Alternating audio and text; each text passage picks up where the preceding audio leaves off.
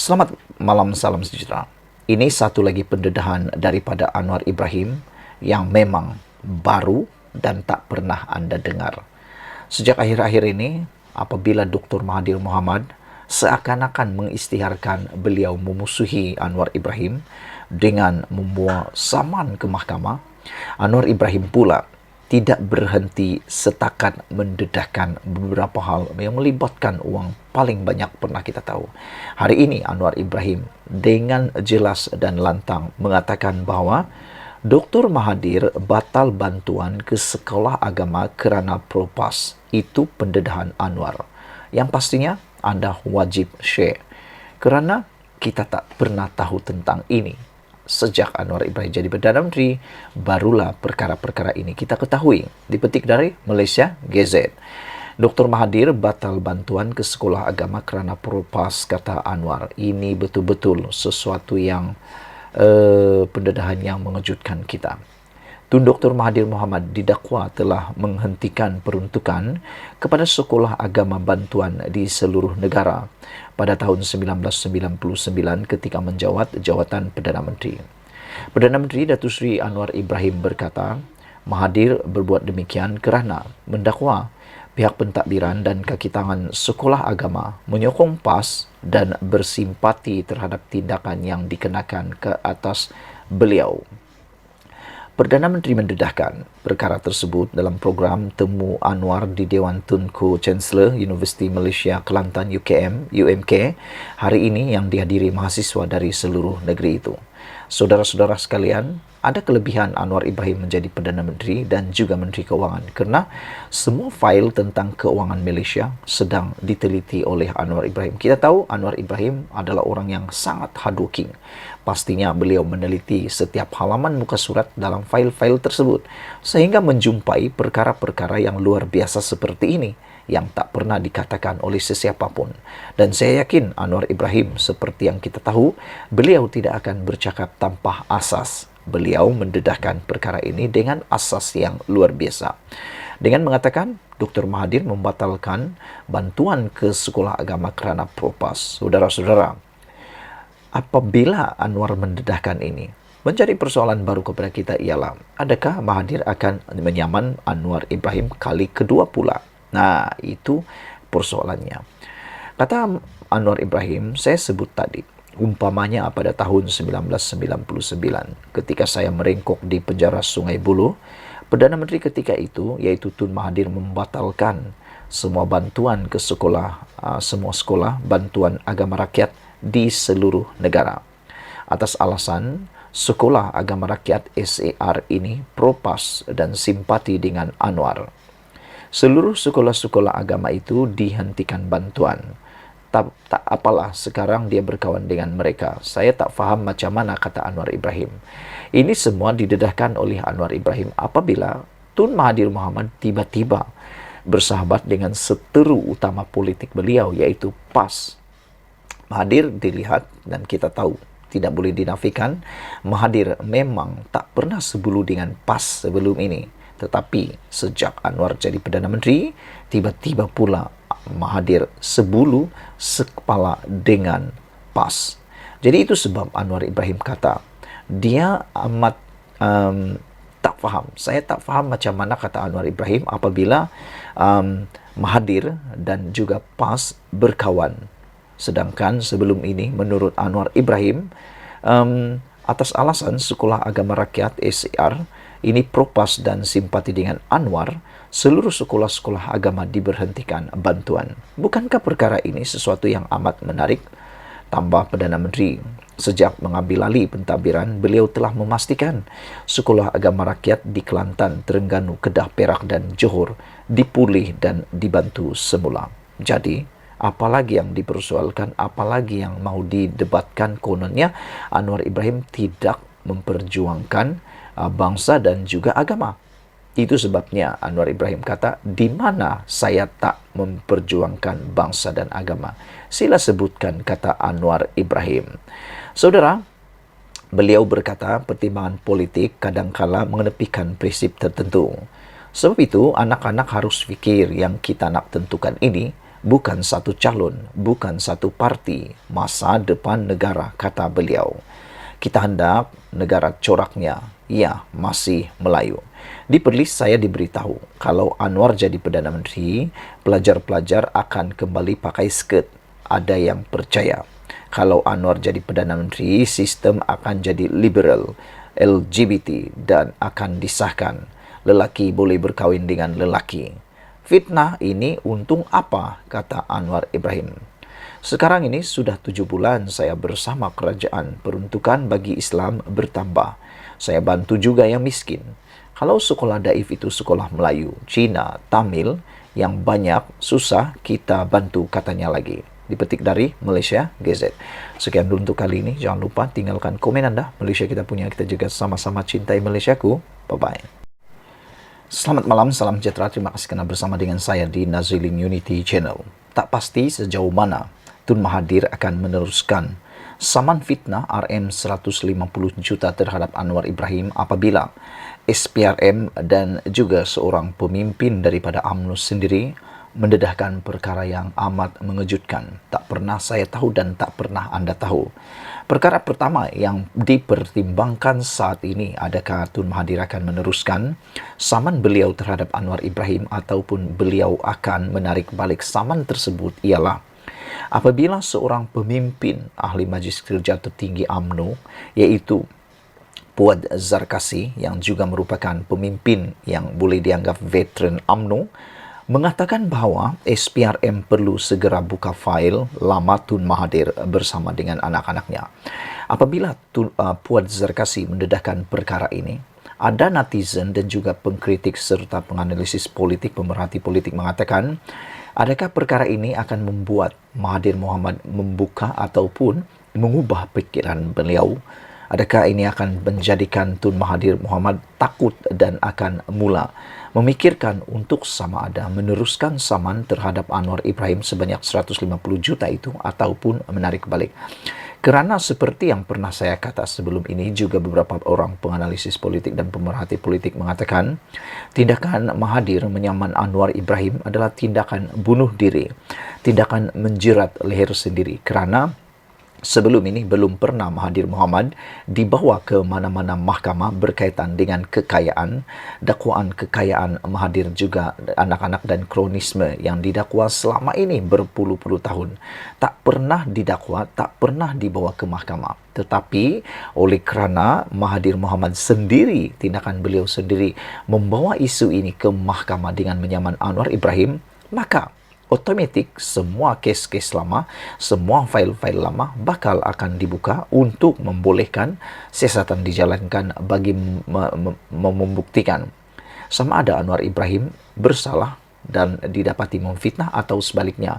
Tugasan Anwar Ibrahim sekarang, Perdana Menteri kita pula, ialah untuk membuktikan bahawa apa yang beliau katakan adalah benar.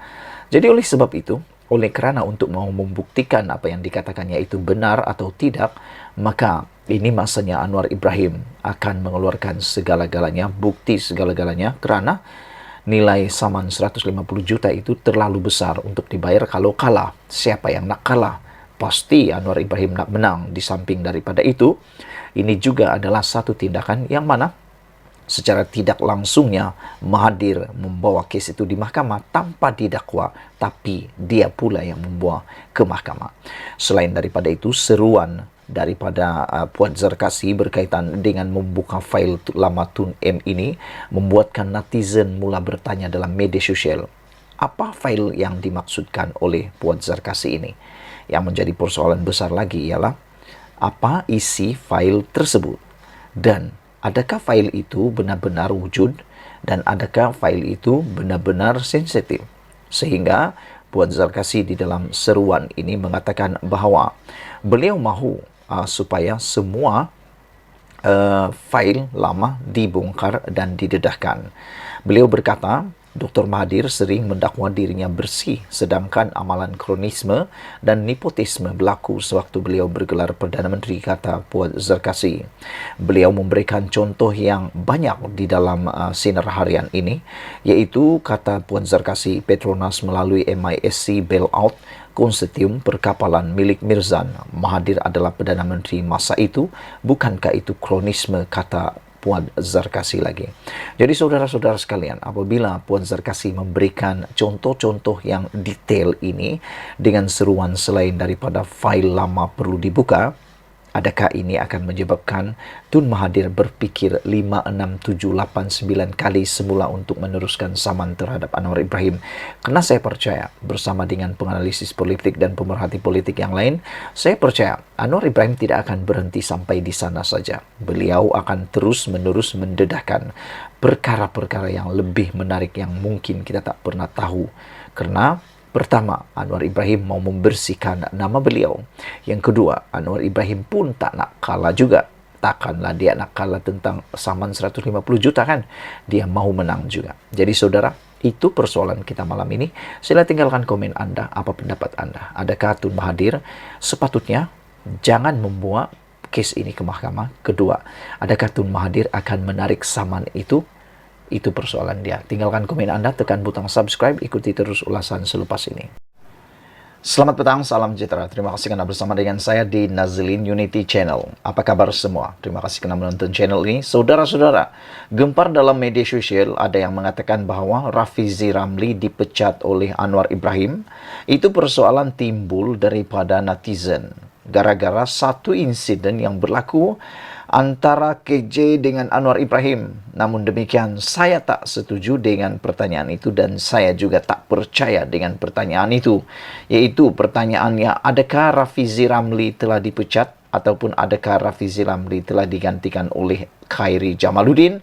Saya tak percaya dengan persoalan itu. Sebelum saya teruskan ulasan ini, jangan lupa Anda juga tinggalkan komen Anda setiap kali saya membuatkan konten. Dan dalam konten ini, Anda tinggalkan komen Anda. Apa pendapat Anda tentang pencapaian Rafizi sebagai Menteri Ekonomi di Malaysia dalam Kabinet Anwar Ibrahim, yang seringkali Rafizi diolok-olok oleh Perikatan Nasional sebagai pakar teori semata-mata. Tapi saya tak setuju. Saya beranggapan Rafizi Ramli telah menunjukkan prestasi yang amat baik.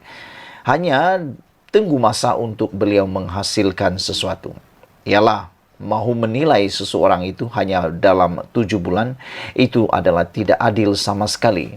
Namun demikian, netizen hari ini mempersoalkan Rafizi tiada dalam mesyuarat Anwar dan KJ yang tular baru-baru ini. Sehingga kan ada yang membuat spekulasi bahawa KJ akan diberikan jawatan besar di dalam apa-apa program ataupun rancangan Anwar Ibrahim untuk hala tuju ekonomi Malaysia.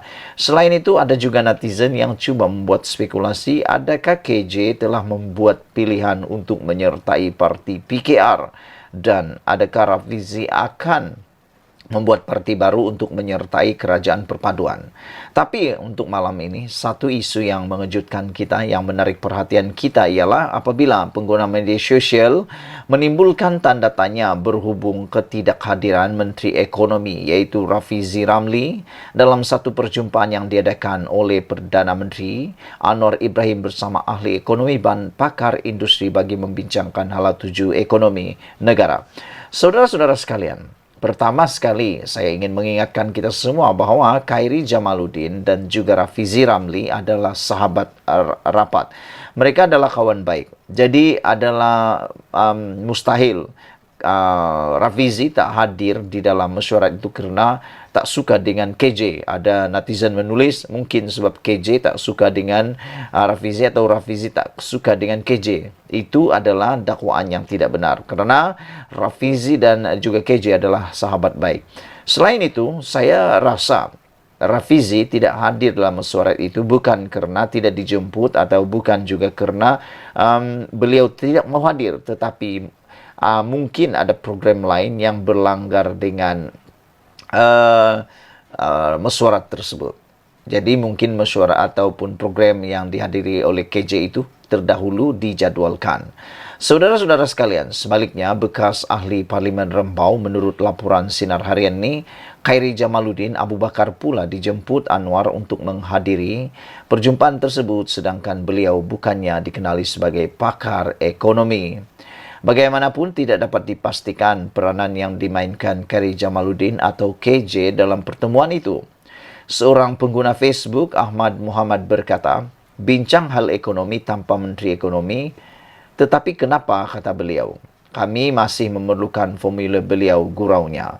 Menurut seorang pelayar lain yang menggunakan Facebook, Nos Babe berpendapat, Rafizi perlu ada dalam perbincangan tersebut kerana ia melibatkan soal ekonomi negara.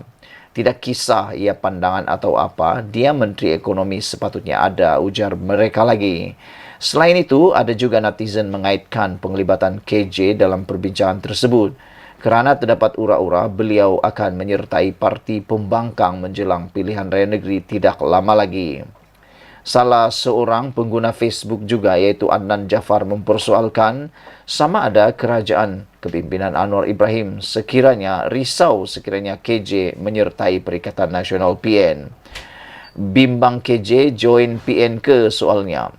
Mahu pujuk KJ lah tu sebab wak Jahid KJ sudah tolak awal-awal, kata pengguna akaun Facebook bernama Lajia. Bagaimanapun, terdapat orang ramai menyokong tindakan Anwar dengan memanggil KJ untuk menghadiri perbincangan tersebut. Tidak salah bincang hala tuju negara bersama-sama, negara kita bersama, luas salah seorang pengguna Facebook. Saudara-saudara sekalian, apa pendapat anda tentang isu pada malam ini? Adakah juga anda bersama dengan netizen mempersoalkan Rafizi tiada dalam mesyuarat Anwar KJ, ataupun anda juga berfikir bahawa ada potensi KJ betul-betul telah disingkirkan atau dipecat oleh Anwar Ibrahim? Saya tidak percaya tentang perkara itu. Saya berpendapat KJ dalam prestasi yang terbaik dan mungkin ketidakhadiran beliau itu sudah maklum dan ada alasan program atau ada alasan yang lebih munasabah yang kita tak tahu, ataupun perkara yang dibincangkan dalam mesyuarat tersebut tidak perlu untuk Rafizi hadir. Sekian dulu untuk kali ini. Jangan lupa tinggalkan komen anda, tekan butang subscribe. Kita jumpa lagi. Malaysia kita punya, kita jaga sama-sama. Cintai Malaysiaku. Bye-bye.